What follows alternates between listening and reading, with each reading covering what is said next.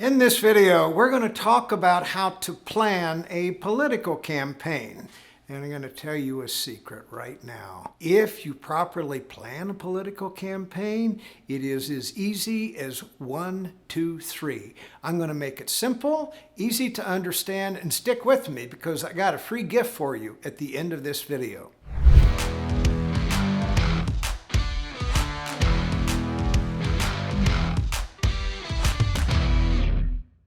This is what we're going to talk about. How you find people to help.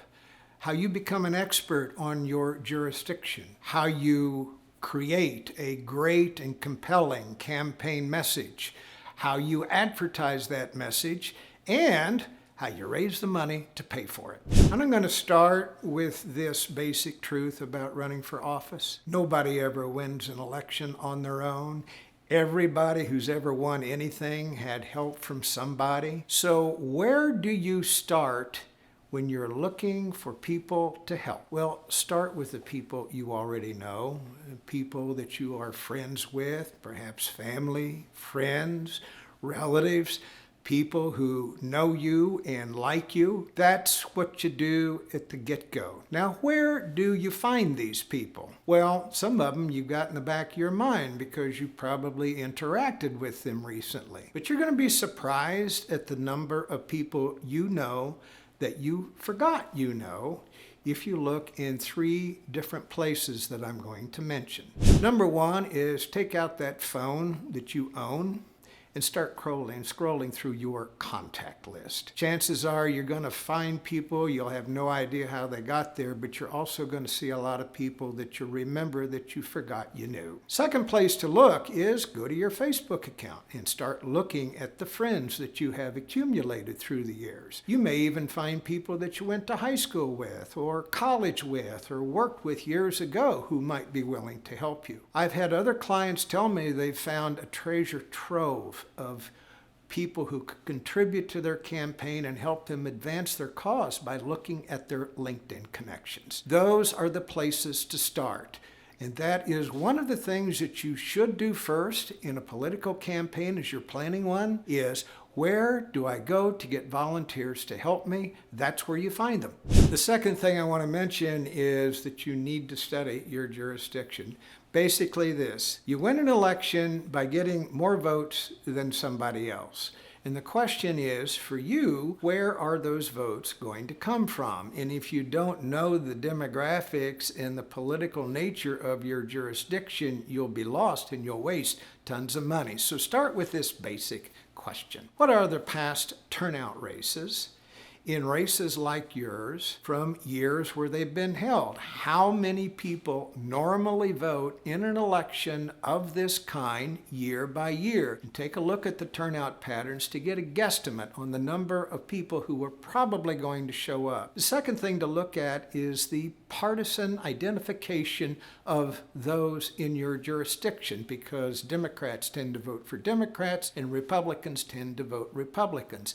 What is the size of each of those groups? If you're smart, you're also going to dig into what I call the demographic nature of your jurisdiction. You want to know the age breakdown of those that you're trying to appeal to, their income level, race, the ethnicity, the education level of your jurisdiction. And if you really want to get sophisticated, their buying habits, their hobbies. The more you know about the people you are trying to appeal to, the better off you are and the better planning you will do in your political campaign.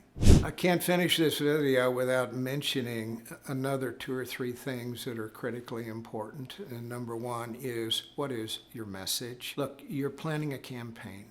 And this is what you're asking voters to do. When you ask for their vote, you are asking them to give you the power that affects their quality of life. They take that seriously.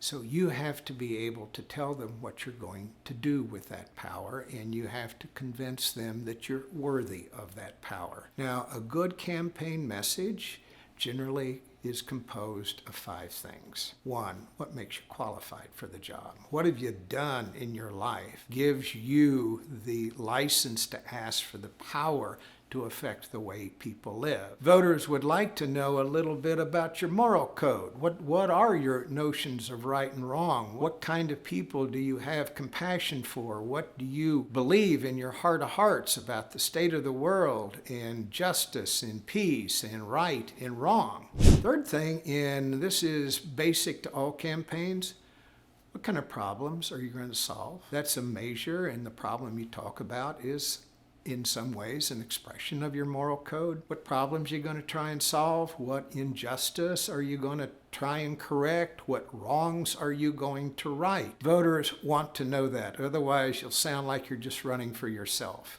The fourth thing I'll mention here is, do you have a story that you can tell that lets voters know they can trust you to make decisions when they're not looking? Something that you can tell voters about, some event in your life that made you passionate about trying to fix the problems you say you want to fix. I'll mention one other here, and this is something that voters do appreciate hearing from candidates toward the end of the campaign. What makes you better than your opponent? What can you tell voters that makes that choice easy?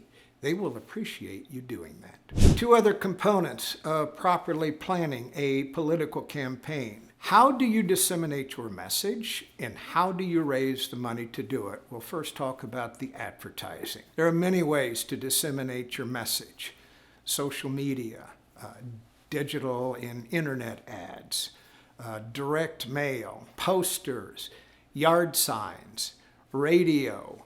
There are 4 different kinds of television: OTT, CTV, cable TV, commercial television. Your mix and how you spend your money depends on your jurisdiction, the number of people you are trying to reach. In small jurisdictions, some candidates just go door to door and they don't worry about any of that. But no campaign plan is complete without an advertising blueprint and knowing exactly what it's going to cost. Which leads me to fundraising. If your advertising is going to cost you money, you have a couple of choices. You can refuse to do it and no one's going to hear your message. You can pay for it out of your own pocket. Lots of candidates have trouble doing that.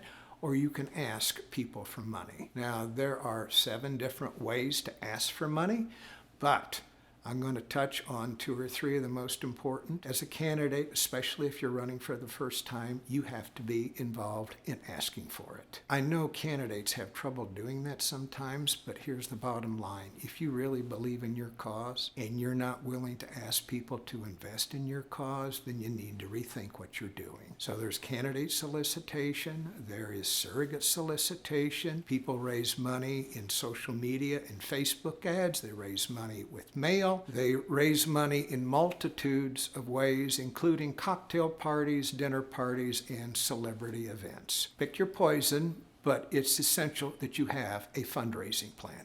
Now, before I go here, I'm going to mention one other thing that sometimes candidates forget in their campaign planning, but it is essential. Know the person you're running against.